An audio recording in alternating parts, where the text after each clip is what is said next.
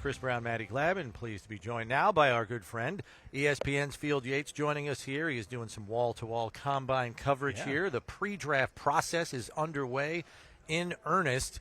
And, Field, we got testing coming up now. We're at that portion of the week where the testing starts. Who are you most excited to watch once these drills get rolling here? Do you have like a few favorites we should keep an eye on? Yeah, so I mean, there are guys who are going to absolutely test, just at a bonkers level. Texas defensive tackle Byron Murphy, the second, should be an absolute standout this upcoming week. Edgerrin Cooper, linebacker from Texas A&M, is going to be an absolute star as well. You're going to have some very fast players. Nate Wiggins, cornerback from Clemson, is going to run like crazy. Xavier Worthy, wide receiver from Texas, is going to be very fast as well. If any of the top flight wide receivers are going to run, it's going to catch my attention. But I actually find the guys that are most interested right now, the players that maybe have something on the line here this week as far as their 40 time is concerned. So I think that Keon Coleman, who has been a popular target for the Buffalo Bills in mock drafts, is an absolute star prospect. I think he's absolutely terrific. I love everything about his makeup. I think he's a heck of a football player. His 40 time this upcoming week is going to define the range for him. If he runs 4.42 or something like that, which I don't think he will, that's probably that would be a generous guess, but that's like lock him into the top 15. If he runs 4.48, that might mean, hey, he's a top 25 pick, no questions about it.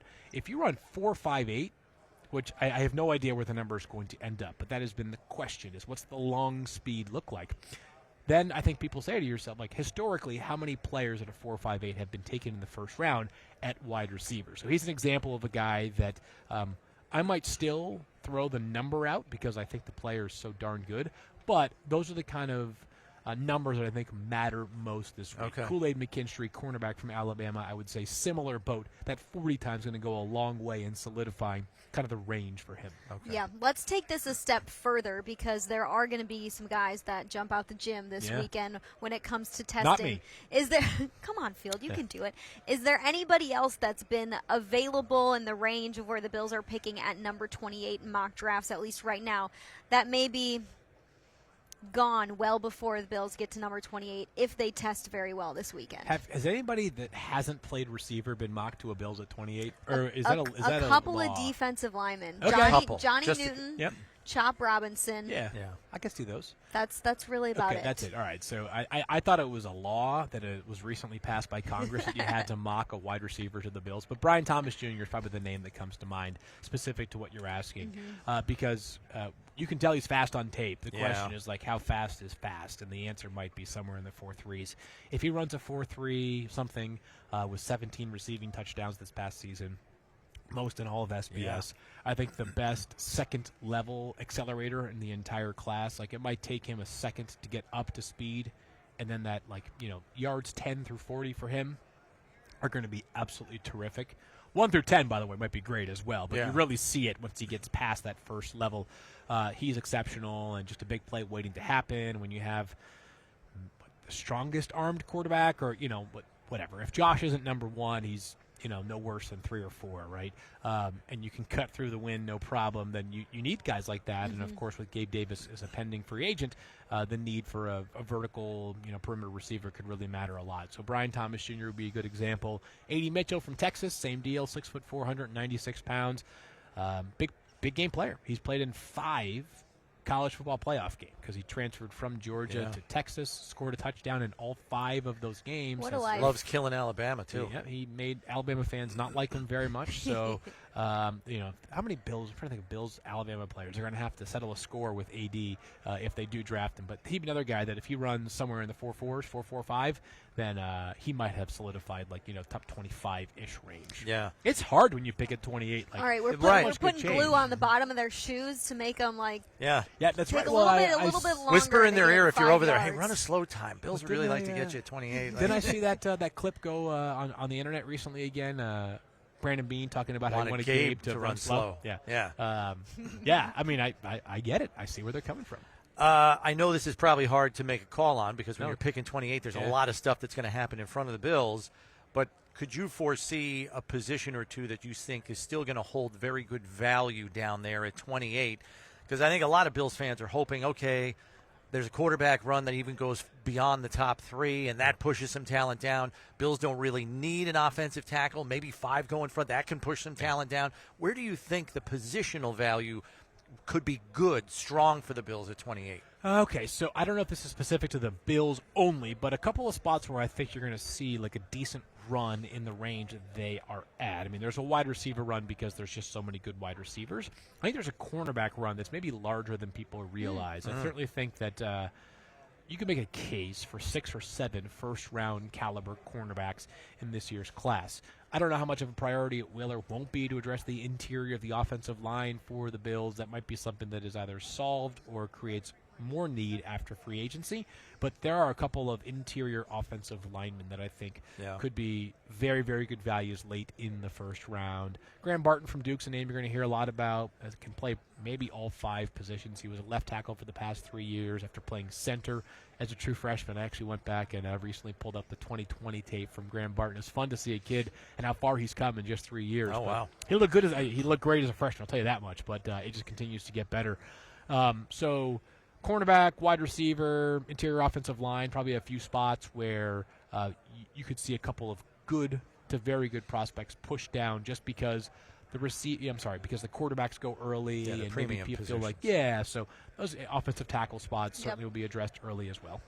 So you spoke at length with Mel Kiper on your podcast about the number 1 pick, the trade options, whether it be trading Justin Fields or the first pick. Why is number 1 so intriguing this year? Yeah, the Bears have so many options. And what's amazing about the Bears is that, and actually Mike Greenberg on Get Up this morning, he I thought said it well, like they've got so much influence at their fingertips because not only do they have the number 1 pick, they have Justin Fields. All right, so if you trade Justin Fields, where you trade him, that impacts things. How much you trade him for, that impacts things. Whoever you trade him to, that means that 2 or 3 other suitors for Justin Fields have to find another option, right? By the way, if you have 2 or 3 teams trying to acquire Justin Fields, then the price tag for Justin Fields goes up. I don't think it's going to boom into the first round, but you might get a second-round pick plus, sort of like the Sam Darnold trade from the Jets to the Panthers, whatever that was, 3 years ago now, 2 years ago. Time's relative. And then beyond that, if you're the Bears, if you want to trade down from number 1, the question is, how far do you want to go? Because there are some people that feel like, hey, the Commanders should trade up from 2 to 1 because they think the Commanders with Cliff Kingsbury, they want to draw the connection between he and Caleb Williams at USC this past year. Moreover, some people feel like Caleb Williams is in a class unto himself. Others feel like it's pretty close between these 3 players at that quarterback spot. So if you're the Bears, if you want to go from 1 to 2, you might get a haul from Washington that also includes you getting the quarterback that you think is even better at pick 2, right? Yeah. Meanwhile, if you're the Bears, you want to go from 1 to 8. If you thought the package that Ryan Poles got last year was significant, imagine a second straight year of doing so when there's 3 quarterbacks available and more than 3 teams who need a quarterback. So fascinating dilemma for Ryan Poles. I'd imagine, I think he said this a couple of days ago at his media, that like pretty much he just he has to turn his phone on Do Not Disturb now because he just gets so many calls. Yeah, I think someone's going to overpay a ton, Yeah, like but maybe Bean made a we've good never point. seen before. You know what's crazy is go back. Do you guys recall the compensation that the Bills paid from 12 to 7 a few years ago? It wasn't crazy to go from 12 to 7. They did not give up a 1. Yeah, it was like wasn't it like a 2 and something else? And they didn't give up a future pick either. They gave up picks in that draft to get from 12 to 7. It's amazing. Like if that trade happened again, it's a masterstroke trade for a million reasons, most notably that Josh Allen's an absolute stud. But you're right. The tax this year is astronomical on these top 3 quarterbacks. I keep saying it. Being a top 3 pick this year absolutely stinks for the 2 teams that didn't get there on their own, Washington and New England. That's a terrible year they just both went through. But Chicago got it from Carolina. It's so valuable. Yeah. I mean, these 3 quarterbacks, we can sit here until April 25th and nitpick them here, nitpick them there. The kids are all really good players. They're really, really good players and have a lot of value for that reason. Last one I've got for you concerns a dilemma I'm having at the safety position.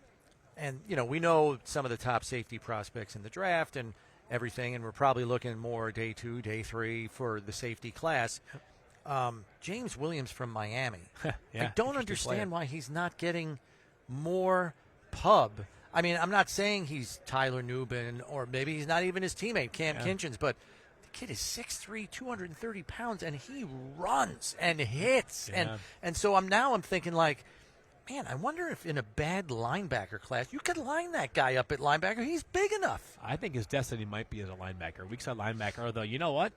maybe any linebacker spot. I know the Bills haven't always emphasized this like hulking linebackers with, obviously Bernard having a breakout season last year and Milano becoming one of the best players in all the NFL.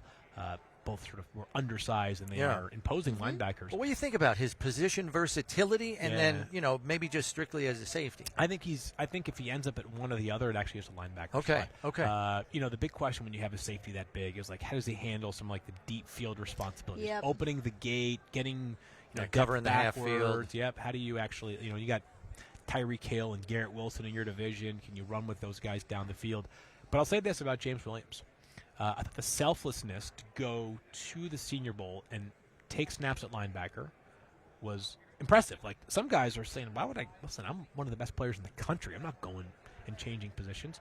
But second of all, when I saw him in the linebacker group, I was doing double takes. He's bigger than the rest of those guys. Yeah. I mean, he is like a Hulk. He is massive out there. So an intriguing player who I think will test very well this week here at the Combine as well. The height, weight, speed is close to off the charts for James Williams. Okay. Yeah. So there's another guy that's going to test really, really well. Very, very well. Okay. Yeah, the safety class is intriguing, as you said. It's not star-laden, but there's some guys out there for sure. Yep. Last one for me, another intriguing player, Cooper DeJean. Yeah. Mel Kiper loves him. Mel Kiper loved him last year when he was looking at Iowa tape. Do you see him as a cornerback or a safety? Because you get different answers from different analysts. Where do you see him playing? He even was talking about it today. Yeah, he said, I don't care where I play. I just want to play. Yeah, I think he's a corner. But the reason why I say that is because he's been a corner, right? Like, he's a safety if he wants to, if your team has zero need for cornerback. But he's a corner that can play safety. He's played in a variety of different spots for Iowa, but was at his best, and he's unafraid, and they used him this way. Like, just put him up in the face of your number one wide receiver and let him go toe-to-toe with him. He can do so in man coverage. And the bonus for Cooper DeJean, on top of the fact that he is versatile and can play corner, can play safety, springy athlete at the point of contact. Like, he is got terrific ball skills. But the big bonus, he could be the best punt returner in the NFL. I mean, he's an absolutely incredible punt return man as well. The one that got called back against Minnesota. Yeah, cost very them the game. Controversial play this past year. And, the Bills obviously have an incredibly fast Deontay Hardy, who had one of the biggest punt returns in the past 5 years in the NFL with that 96-yarder against Miami. That being said, a team that's interested in Cooper DeJean is not going to hate the fact that he's an electric returner as well. Awesome. Great kid, too. I mean, a ton of high-character kids in this year. So that cornerback class, like Ennis Rakestraw Jr., Cooper DeJean, I'd take those guys. I'd take 22 of them on my team and feel really good about it. Field, thanks for the time as always. We By the appreciate way, it. Really happy to see Thursday, yeah. I know that. Look at that. We lined it all up. Good to see you getting back to your roots, too, scouting players again. Also, how about this? I was trying to figure out. I walked by some vending machine the other day, and I'm like, this thing is fully stocked with Diet Dr. Peppers. What's going on here? That's when I knew that Maddie was filling in for Steve. So, that's right. There was stuff left in the machine. That's right. I get that's it. right. So, Field, thanks. On vacay.